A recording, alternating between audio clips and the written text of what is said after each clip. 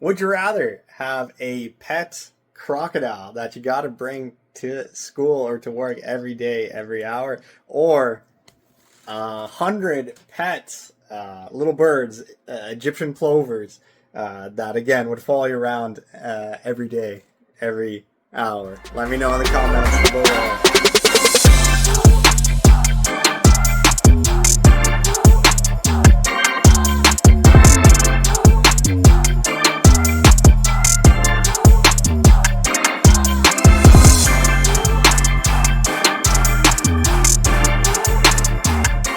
Wow, that video made me look so cool. I am definitely not that cool. I think I am, but I know deep down I am not. Shout out to Chris, my lovely wife, who put it together. So what you see right here isn't, it's not really, I don't know, it's fine, right? It's not what it seems. As you can see, there's lots happening in the background. So this is a person that's hurt, and the laughing guy is actually spreading joy and love. And yeah, anyway, here we go. All right. So on one occasion, an expert in the law stood up to test Jesus. "Teacher," he asked, "what must I do to inherit eternal life?" "What is written in the law?" he replied. "How do you read it?" Because according to the Jewish custom, the Jewish tradition that this scholar is referencing, he says, "Love the Lord your God with all your heart and all your soul and with all your strength and with all your mind, and love your neighbor as yourself." So the main question here is, who is my neighbor, right? So that's where we're going to get to. And well, who is this crocodile's neighbor that you see up here? Well, interestingly enough, the neighbor is the one who helps him, right? The organism that lives near him in this relationship, this symbiotic, mutualistic relationship where two seemingly vastly different organisms are actually coexisting and helping each other, both benefiting. Crazy, right? Crazy. Now I got to shout out Copilot AI. Yes, I used AI for these photos. I don't want to get sued by using someone's images, so AI is pretty safe for that. Sorry if that upsets anyone. I'm not talented enough to make my own content like this, and I don't have enough time. So anyway, I hope you don't mind too much. So if you want to pause the video and look at these terms and kind of think, how do they connect? What's going on here? How can I connect the story of the Good Samaritan, which is a story that actually we have taken for granted. We don't understand how it's so important. It really is. It shows kind of who Jesus is and what Jesus wants for the church and what Jesus wants for us. So let me dive a little deeper into this. So let's read the Holy Gospel according to St. Luke. Glory to you, O Lord. In reply, Jesus said, "A man was going down from Jerusalem to Jericho when he was attacked by robbers. They stripped him of his clothes, beat him, and went away, leaving him half dead.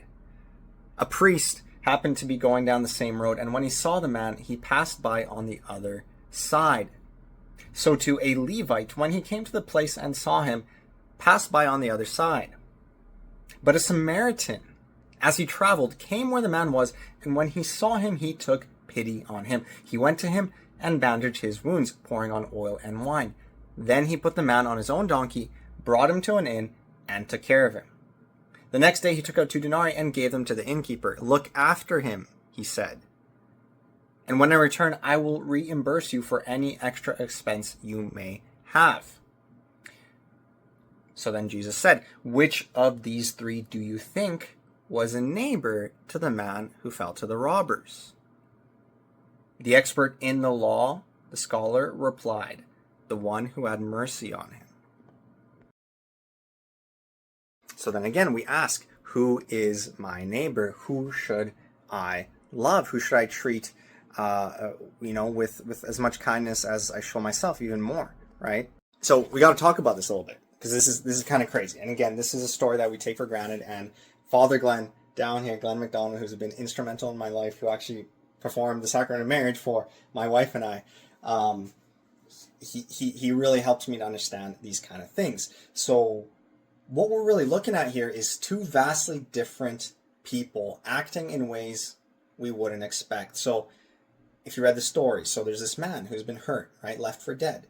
And there's a priest that passes by. Again, the priest is supposed to symbolize God and help the people to know God and to show mercy to people. And this priest didn't. He ignored him. Next, we get a Levite. So again, kind of this person of high standing, this person that we're supposed to look up to in the Jewish tradition, and yet this person ignored him, and yet it was a Samaritan.